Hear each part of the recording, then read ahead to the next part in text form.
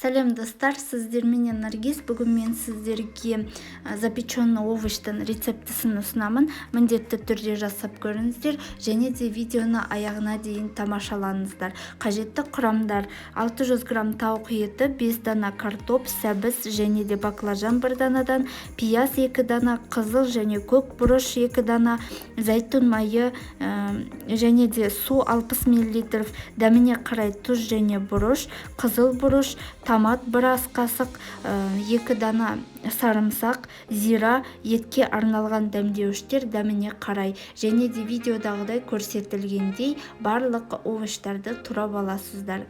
Ең алдыменен су құямыз ыдысымызға, өсімдік майын құямыз, содан кейін томат пастасын қосамыз, сарымсақ қосамыз, дәміне қарай тұз және бұрыш қосамыз, дәмдеуіштерді қосамыз, және де жақсылап араластырып аламыз барлығын.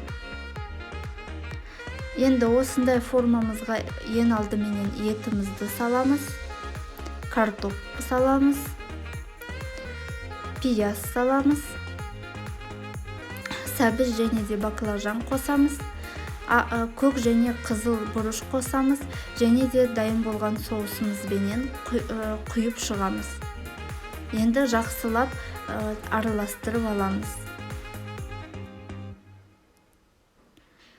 Пергаментпенен бетін жабамыз, жақсылап тығыздап барлық жағынан, және де қызып тұрған пешімізде 210 градуста 35 минуттай пісіріп аламыз. Осылай суы шығып пісуі керек. Енді гарнирге қара рис қолдандым мен, және де шет-шетіне осы гарнирін салып шықтым.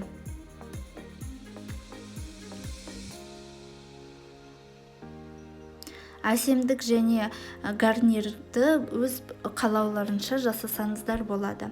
Астарыңыз дәмді болсын. Менің YouTube каналыма тіркелуді ұмытпаңыздар. Сау болыңыздар.